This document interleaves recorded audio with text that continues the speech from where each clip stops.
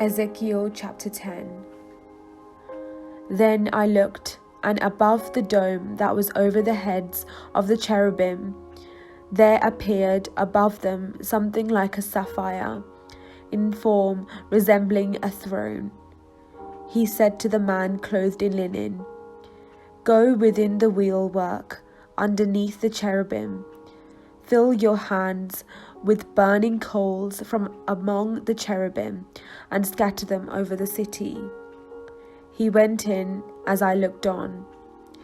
Now the cherubim were standing on the south side of the house when the man went in, and a cloud filled the inner court.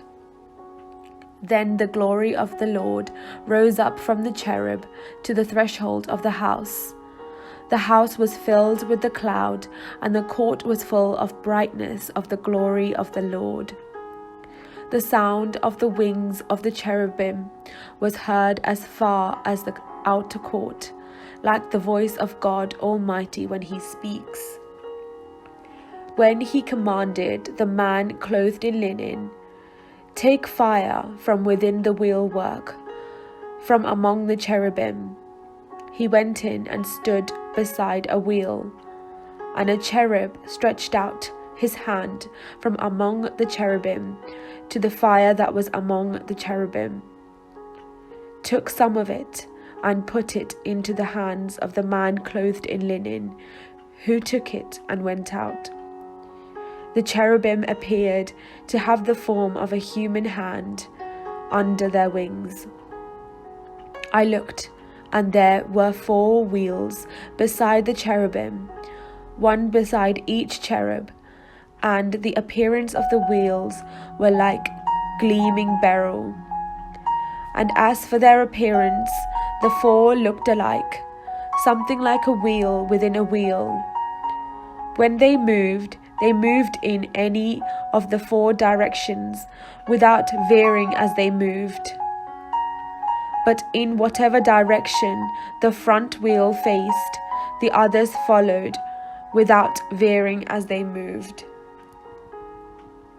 Their entire body, their rims, their spokes, their wings and the wheels of the 4 of them were full of eyes all around. As for the wheels, they were calling in my hearing the wheelwork. Each one had 4 faces. The first face was that of the cherub, the second was that of a human being, the third that of a lion, and the 4th that of an eagle. The cherubim rose up. These were the living creatures that I saw by the river Chebar. When the cherubim moved, the wheels moved beside them, and when the cherubim lifted up their wings to rise up from the earth, the wheels at their side did not veer. When they stopped, the others stopped, and when they rose up, the others rose up with them, for the spirit of the living creatures was in them. Then the glory of the Lord went out from the threshold of the house and stopped above the cherubim. The cherubim lifted up their wings and rose up from the earth in my sight, as they went out with the wheels beside them.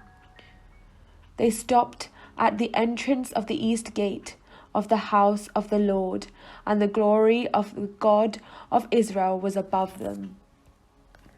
These were the living creatures that I saw underneath the God of Israel by the river Chebar, and I knew that they were cherubim.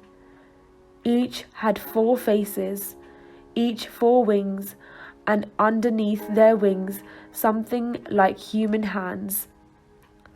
As for what their faces were like, they were the same faces whose appearance I had seen by the river Chebar.